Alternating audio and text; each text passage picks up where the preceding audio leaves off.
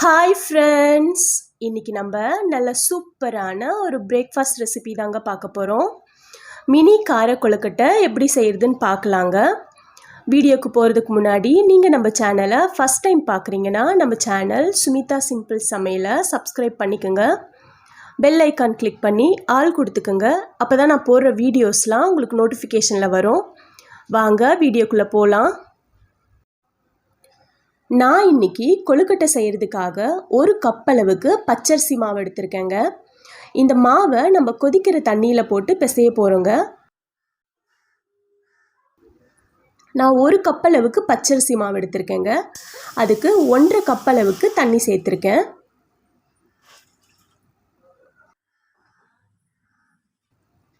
இப்போது தேவையான அளவு உப்பு சேர்த்துக்கிறேன். 1/2 ஸ்பூன் அளவுக்கு சேர்த்துருக்கேங்க. தண்ணி நல்லா கொதித்ததும் 1/2 ஸ்பூன் அளவுக்கு நெய் சேர்த்துக்கிறேங்க. எண்ணெயும் சேர்த்துக்கலாம். தண்ணி நல்லா கொதிக்க ஆரம்பிச்சிடுச்சு. இப்போ நம்ம எடுத்து வச்சுருந்த பச்சரிசி மாவை சேர்த்துக்கலாம்.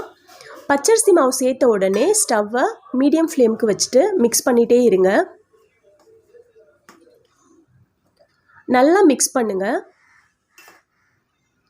அவ்வளோதாங்க, நல்லா மிக்ஸ் பண்ணியாச்சு. இப்போ ஸ்டவ் ஆஃப் பண்ணிவிட்டு இந்த சூட்லேயே அப்படியே இருக்கட்டும், கொஞ்சம் நேரம் மூடி வச்சிடலாம். இப்போ கொஞ்சம் சூடு ஆறி இருக்குங்க. நம்ம கை பொறுக்கிற அளவுக்கு சூடு இருக்குது. இப்போ நம்ம நல்லா பிசைஞ்சு எடுத்துக்கணுங்க. சப்பாத்தி மாவு போல் நல்லா பிசைஞ்சு எடுத்துக்கலாம்.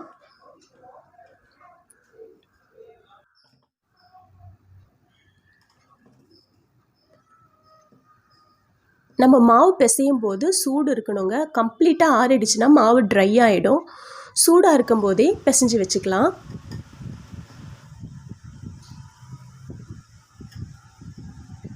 அவ்வளோதாங்க, மாவை நல்லா பிசைஞ்சு எடுத்தாச்சு. இப்போ இந்த மாவில் நம்ம காஞ்ச மிளகா பருப்பெல்லாம் போட்டு தாளித்து கொட்ட போகிறோங்க. தாளிப்பு ரெடி பண்ணிக்கலாம்.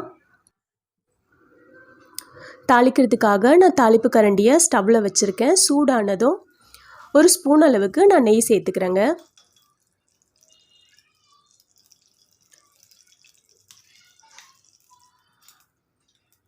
நெய் நல்லா காஞ்சிடுச்சுங்க. இப்போ 1 ஸ்பூன் அளவுக்கு கடுகு சேர்த்துக்கலாம். கடுகு நல்லா பொரியட்டுங்க.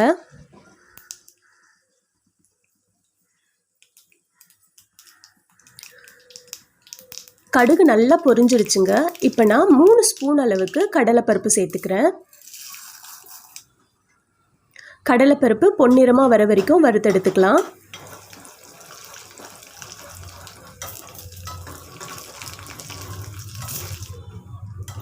அவ்வளோதாங்க. இப்போ நான் 4 காஞ்ச மிளகாவை பொடியாக கட் பண்ணி வச்சுருக்கேங்க. அதை சேர்த்துக்கலாம். 2 கொத்து கருவேப்பிலையை பொடியாக கட் பண்ணி வச்சுருக்கேன். அதையும் சேர்த்துக்கலாம். மிக்ஸ் பண்ணிக்கோங்க.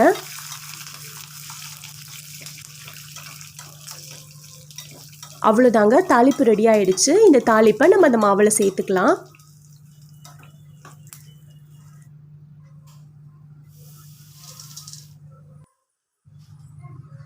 மாவில் சேர்த்துட்டு மாவை நல்லா பிசைஞ்சு எடுத்துக்கலாங்க.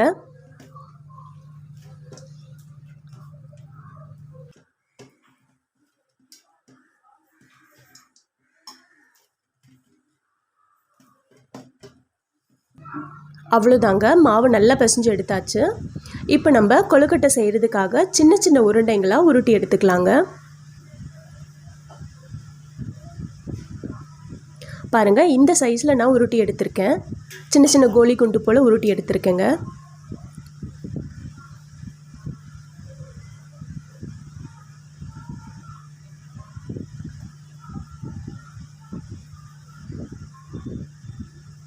பாருங்கள், இதே போல் நம்ம எல்லா மாவையும் உருண்டைகளாக உருட்டி எடுத்துக்கலாம்.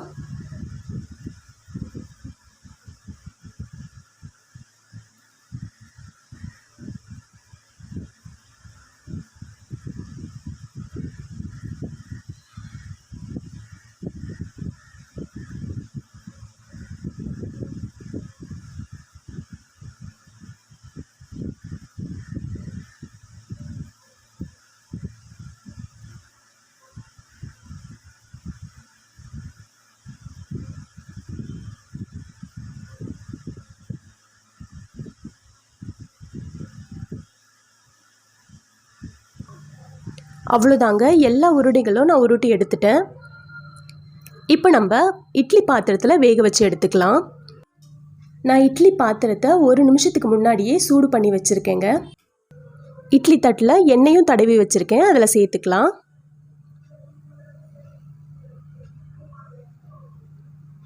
எல்லா கொழுக்கட்டையும் ஒரே முறையில் சேர்த்துக்கலாங்க. கொஞ்சம் கொஞ்சமாக வேக வைக்கணும்னு அவசியம் இல்லை, மொத்தமாக எல்லாத்தையும் சேர்த்துக்கலாம்.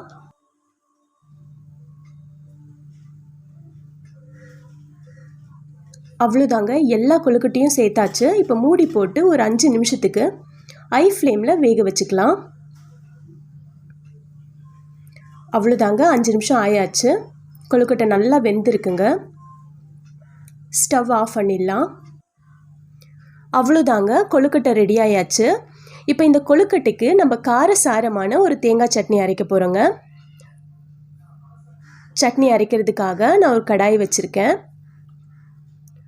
தேவையான அளவு எண்ணெய் சேர்த்துக்கலாம். ஒரு 3 ஸ்பூன் அளவுக்கு எண்ணெய் சேர்த்துக்கிறேங்க. எண்ணெய் காஞ்சதும் 4 காஞ்ச மிளகாய் சேர்த்துருக்கேங்க. ஒரு சின்ன துண்டு இஞ்சியை பொடியாக கட் பண்ணி வச்சுருக்கேன், அதையும் சேர்த்துக்கலாம். வதக்கி விட்டுக்குங்க.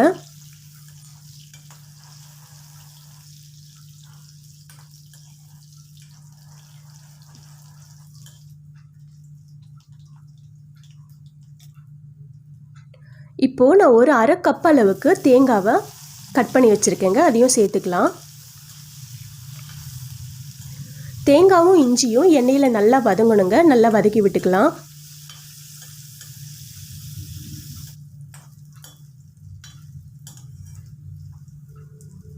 இப்போ ஓரளவுக்கு வதங்கியிருக்கு. இப்போ நான் ஒரே ஒரு தக்காளியை கட் பண்ணி வச்சுருக்கேங்க, அதை சேர்த்துக்கிறேன்.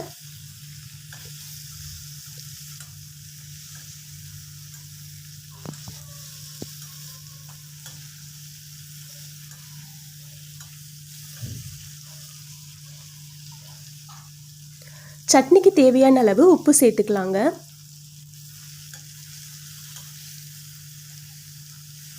தக்காளி நல்லா வதங்கணுங்க, நல்லா வதக்கி விட்டுக்கலாம்.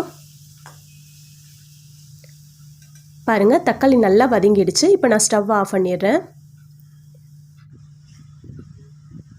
சட்னிக்கு வதக்கி வச்சதை அரைச்சி எடுத்துக்கலாங்க.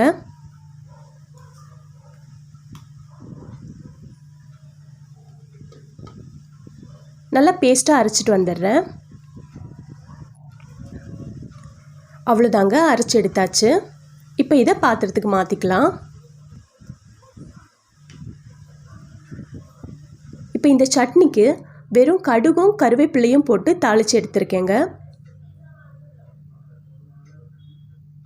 அவ்வளோதாங்க, நம்ம சட்னியும் மினி கார கொழுக்கட்டையும் ரெடி ஆயிடுச்சு. இந்த கொழுக்கட்டை எவ்வளோ சாஃப்டாக இருக்குது பாருங்கள், நல்லா சாஃப்டாக இருக்கும். இந்த தேங்காய் சட்னியோட சேர்த்து சாப்பிடும்போது இந்த கார கொழுக்கட்டை ரொம்ப டேஸ்ட்டாக இருக்குங்க. இந்த கார கொழுக்கட்டை காலையில் பிரேக்ஃபாஸ்ட்டுக்கு மட்டும் இல்லைங்க, ஈவினிங் ஸ்நாக்குக்கும் ரொம்ப சூப்பராக இருக்கும். இந்த மினி கார கொழுக்கட்டையை 10 நிமிஷத்தில் ரொம்ப ஈஸியாக செஞ்சு முடிச்சிடலாங்க. இந்த ரெசிபியை நீங்களும் வீட்டில் ட்ரை பண்ணி பாருங்கள். இந்த வீடியோ உங்களுக்கு பிடிச்சிருக்கோன்னு நம்புகிறேன். மறக்காமல் நம்ம சேனல் சுமிதா சிம்பிள் சமையலை சப்ஸ்கிரைப் பண்ணுங்கள். பெல் ஐக்கான் கிளிக் பண்ணி ஆல் கொடுத்துக்குங்க. அப்போ தான் நான் போகிற வீடியோஸ்லாம் உங்களுக்கு நோட்டிஃபிகேஷனில் வரும். தேங்க்யூ.